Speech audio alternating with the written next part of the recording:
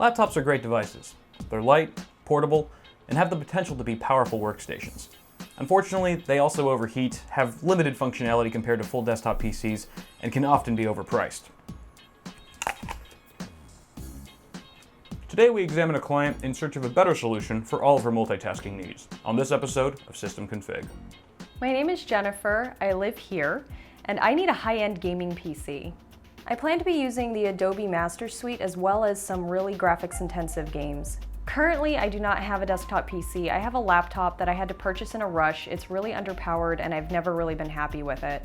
I didn't really have a budget going into this build. Instead, I've just kind of been collecting parts over time, and I decided to cap it off at about $1,500. The goal that I have in mind for this new system is to have a really solid high-end gaming PC that's also a workstation and is aesthetically pleasing to have in my room. So I turned to Kyle for his advice and system config for the build. Alright guys, so I have cordially invited Jenny to, well, our house, because for those of you who didn't know, we're actually roommates and co-workers as well. But I also asked her to keep her laptop at home and not take it out anywhere so that we can take a look at it, so we know kind of where we're coming from and where we're going to. So this is a Asus laptop. It's actually a very sleek laptop. I think it's about a year or two old. The specs on it, it's got a Core i5 processor. It's a mobile processor, of course. It's an i5-3230M, and it's got 6 gigs of RAM. It's running 8.1 currently, Windows 8.1. Why don't you tell us a little bit about how you got this laptop and kind of why you got it? Well, I had to make a really quick decision about purchasing this laptop. My previous laptop was getting pixel cancer in the screen. It was just spreading and getting worse and worse and eventually became unusable. It's terminal. That happened while I was in the middle of researching my master's thesis, and so I literally had to make a snap decision. I had about $600 to spend, and this was the best laptop I could afford at the time. Gotcha. So it was kind of like spur of the moment, really impulsive buy, didn't have much time to research. Exactly. I knew I wanted something with an SSD so it would have the quick boot up time, which my previous laptop was really lacking. And then I also wanted it to have a lot of features like USB 3.0 ports. I needed HDMI. Also, it has SD card reader in the bottom, which are all must-haves for me, plus an optical drive because at the time I didn't have a TV, and this was my entertainment center. Exactly, it was everything. But as time has gone on, I'm becoming less and less happy with it. There's a few things about the form factor I don't really like, particularly where the touchpad is located in relation to the spacebar on the keypad has been very annoying.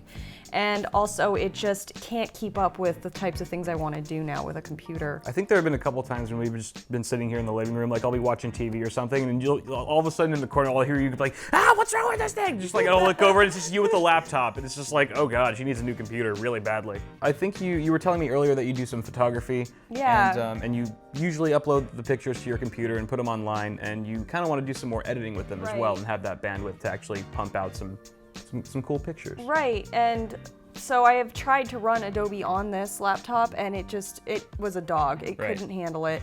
And then also when we did your live stream, it couldn't even run the simplest games. And so I had to run back to work to actually pick up a gaming laptop so that we could have an extra gaming machine for that day. And that was when it was really, I started planning with you building a PC. When we couldn't run Hotline Miami, we knew something had to change because we're working with Intel HD graphics, so it's integrated. There's nothing fancy about it, so it's very limiting for you right now. So keep it for portability. I mean, it's still a good laptop, you know, for everything it is. But I think you need something a little bit more powerful, and I think we have something in store for you today here on System Config. So are you ready to take a look at the hardware that we're going to be using for your build? Let's look at the hardware, Kyle. All right, let's do it.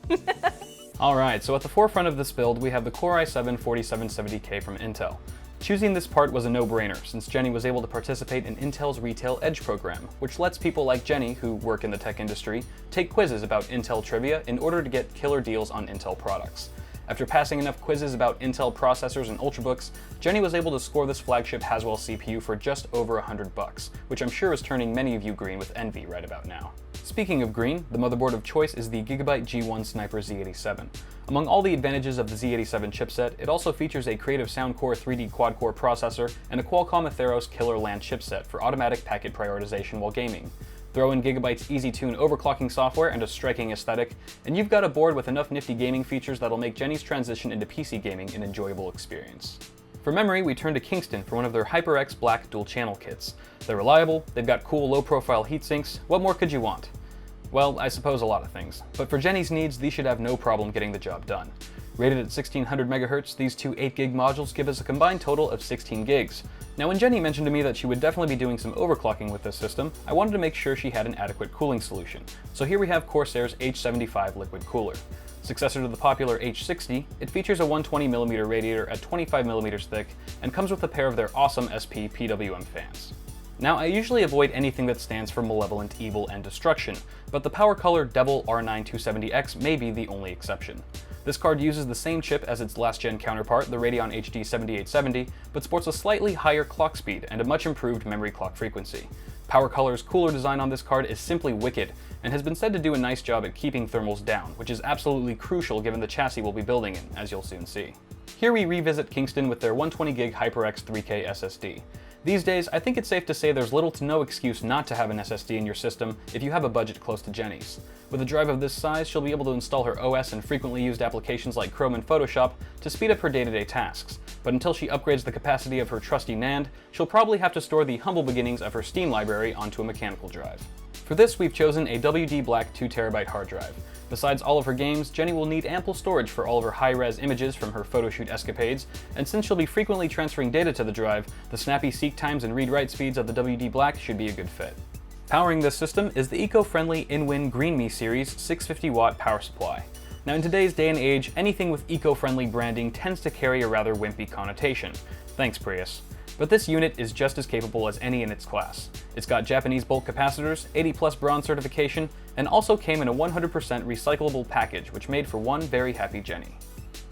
Okay, I'll give you guys a second to laugh, or throw your hands in the air and yell at the screen, whatever you gotta do upon seeing the case choice for this build, but rest assured when I tell you that I can explain why we decided to go with a $280 case for a $1,500 rig. After seeing the last episode of System Config, InWin wanted to participate in a future episode, so they set Jenny up with their own flagship case, the 904. Originally, we had picked out the Bitphoenix Phenom for this build, but one glance at the exquisite design of the 904, and Jenny transformed into Veruca Salt from Willy Wonka. And I can't blame her, it does look pretty incredible. But since this was a last-minute change to our plan, we didn't have a chance to do much research on this case, which might come back to haunt us during the build. I can only hope that we manage to fit all the components inside without shattering that beautiful tempered glass side panel. And that, ladies and gentlemen, is the collection of parts we'll be using for Jenny's system. It's worth noting that she also picked up a key for Windows 8.1, putting the total cost for this build just over her $1,500 budget. Now throw the Retail Edge program and the sponsored 904 in the mix, and we're looking at a $1,524 build that she was able to get for just over $1,000. In an admirable attempt to be economical, she decided to put the money she saved towards a new camera to take higher quality photos. But now that we have all the parts on the table, it's time to put this robust yet questionably unbalanced rig together.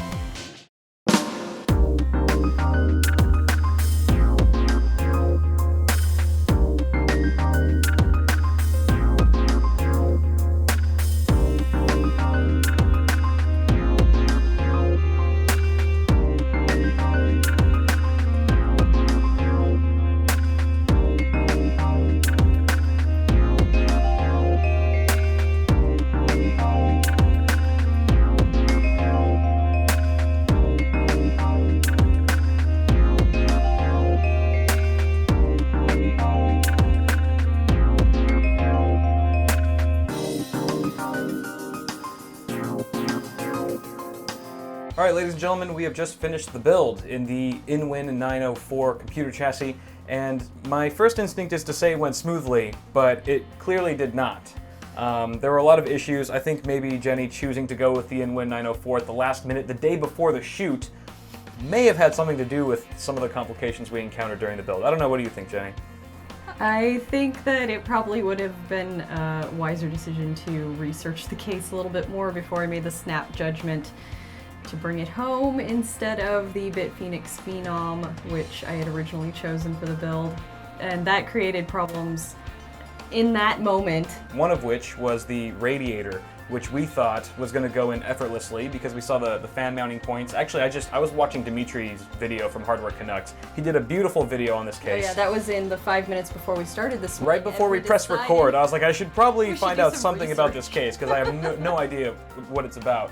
And so I didn't really have time to watch the entire video. I'm sorry, Dimitri. It was a great video though from what I saw. So I was kind of skimming through it. I missed the part where he said it's a 90mm fan mount on the back of the case. So I'm just assuming, well, every case these days has a 120mm. No, it doesn't. So we pulled out the radiator, the H75, and I was like, we're not going to be able to shoot system config today. It's not going to fit. And then, by the grace of God, we found the miracle mounting point at the bottom of the case that does house a 120mm fan. Actually, but I don't. It can accommodate up to a 140mm fan. She did do her research 10 minutes before the shoot, guys. That just proves it. So luckily we were able to get the radiator in there somehow. It's pretty miraculous. This does look a little bit awkward, but honestly it's pinching just barely. I don't think it's really impeding any current. So I think the temperature should be just fine. For reference, we've got sleeping dogs here. We are running a game, and we're getting pretty decent frames here. We're also going to throw those up. And everything's running really smooth. I did want to say one thing about this build is that it is incredibly quiet. You can barely hear it. I don't know if it's picking up on the mics at all, probably not. If you do hear it, it's probably my system in the background that you're hearing. But really the only thing that I can hear are like the two Corsair fans, because those are really the only fans in there besides the power supply. But the power supply is eco-friendly, it spins at a really low RPM.